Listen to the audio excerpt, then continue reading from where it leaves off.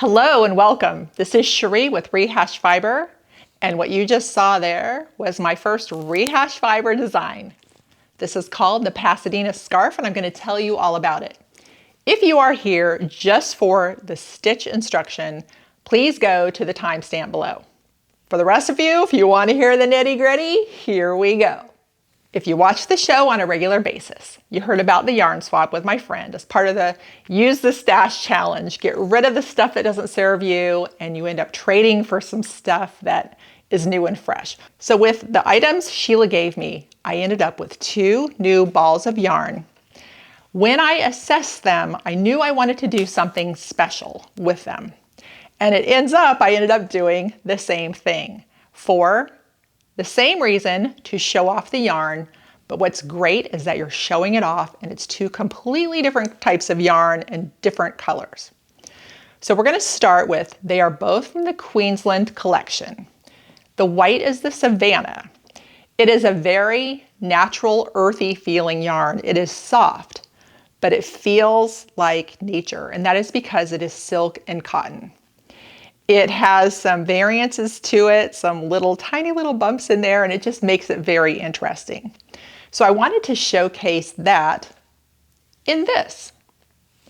The second yarn was the Queensland collection Uluru, which is no longer being made, but don't let that discourage you, because next time you're at the yarn shop, go ahead and look through that lace fingering selection.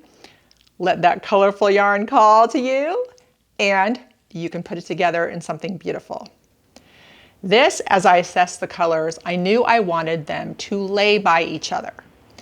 So I didn't want the blue, like in knitting, to be strung out where you don't see it. I wanted it all together. And that is how this came about, because I love the little blue pops. And then there's this kind of rustic pop that happens. And that is why that is like that. Now this scarf has options, which I love, because I know I like scarves longer, so I can wrap them around my neck and pull it through. That is what I did with this one. It ended up taking a little bit more than 1 ball of yarn. Worth it, because I will wear this all the time. This did take 1 ball of yarn. Here's the other option. You can add your single crochet edge to give you a nice, complete, finished look, or because of this rustic fiber, I wanted my edge rustic, a little bit scalloped, just to go with the flow of the garment. Both of these are next to skin soft, so when you're shopping for your yarn, go ahead, put it against your neck. The people at the store will know what you're doing, and make sure it feels good there. Because if you're gonna wrap your scarf around, it's gotta feel great. The Starburst stitch is an intermediate level stitch. It might take some thinking for the first few rows, but once you get into it, I promise you're going to get into a flow state, and it is very, very fun watching these rows come together and seeing the color or seeing the design emerge, and it goes rather quickly. If you've got the time, you can get it done in a weekend. That is perfect for making something fun for you or a gift for somebody else. All right, so about the name of the pattern. I work on inspiration for everything. So when I held these 2 yarns, I thought, what comes to mind? And it is Pasadena, California. That is the town where I was born. Recently, my mom and I were out there, and in some of the front yards in my old neighborhood were the succulent gardens. And this totally made me think of those succulent gardens with all the pretty colors in those plants.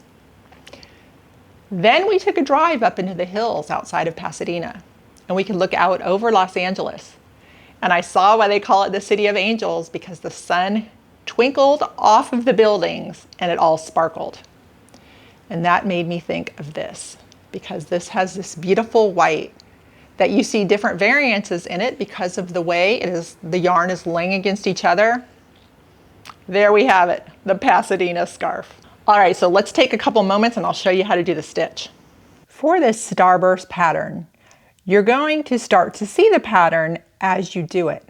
There are rows that you do lots of double crochets into the same stitch, which makes the fan. And then you're going to do the next row, which you're going to double crochet a lot of them back together again, and that closes the fan or makes the fan look on the flip side. I have a sample here of just some regular yarn in a light color so you can see. We're going to start with step 3. So you've already worked step 1 and 2. The pattern repeats steps 2 through 5 throughout. We are starting at step 3. We're going to chain 4,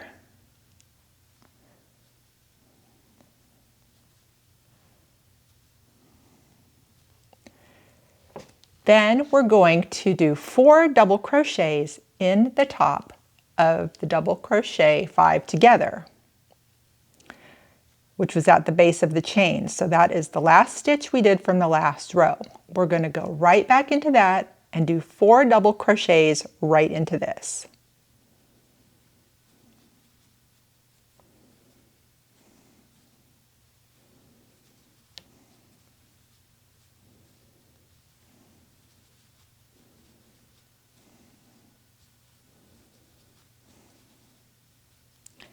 All right, so this is the add-on row.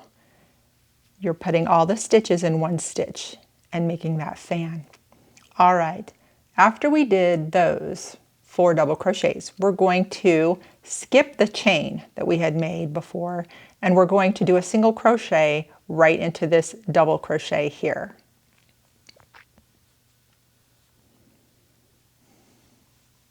We're going to skip the 4 chain from the previous row, and we're going to do 9 double crochets in this stitch here. This was the closure of the 9 double crochet together in the previous row.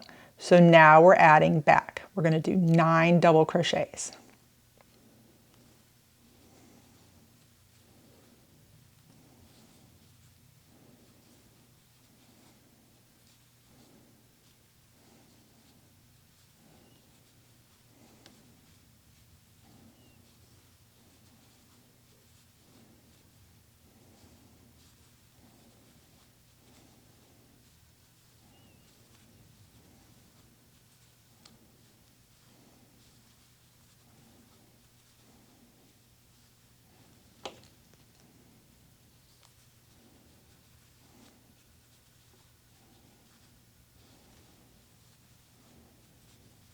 All right, so you see that.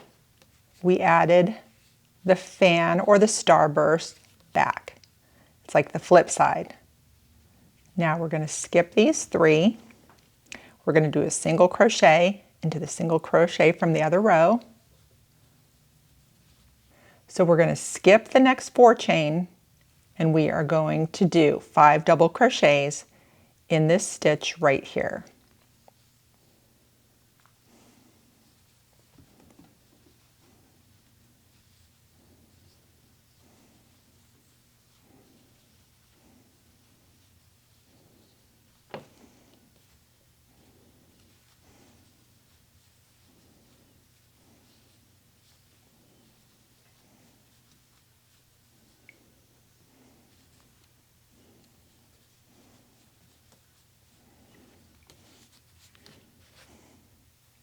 That is step 3.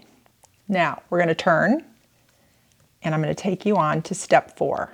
Step 4, we're going to start with chaining 4.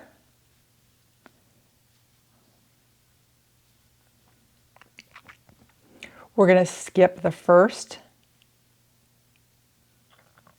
We're going to skip the first single crochet, and we're going to double crochet 9 together over the next ones. So it's 9 together over these 4, this 1, and these 4. Now, to do the double crochet together, you don't finish the double crochet. So I'm going to show you that right now. We're going to skip this one. We're going to do 4. Here's what we do. You do not finish it. You leave the 2 on the hook. You wrap. Do not finish it.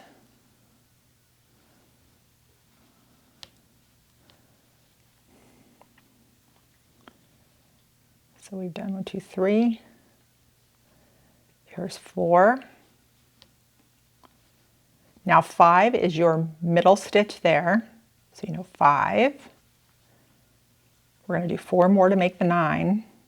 So this is actually 6, 7,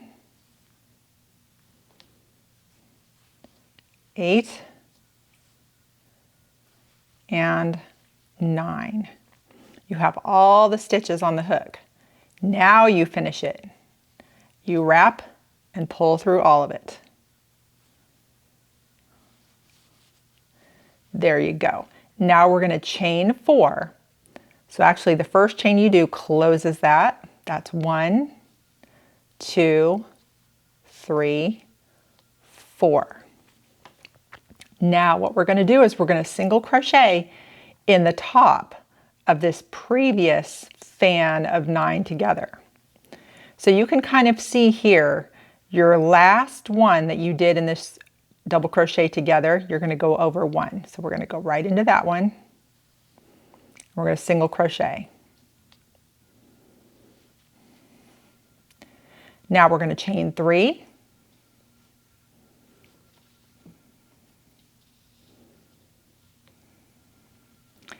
And now we're going to do 9 again. So we're going to do these 4, this 1, these 4. We're going to make another fan. Here we go. We're going to double crochet together, so I'm not finishing off those double crochets.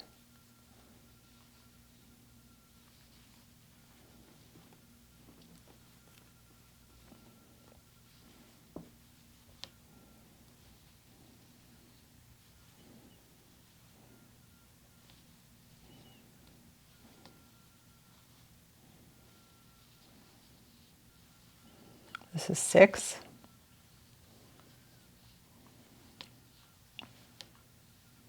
7, 8, and 9. Now we're going to wrap and pull through all of them.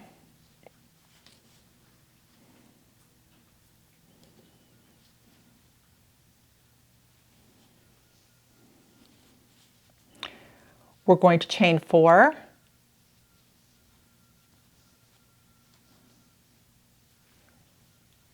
Then we're going to do a single crochet in this turning chain right here.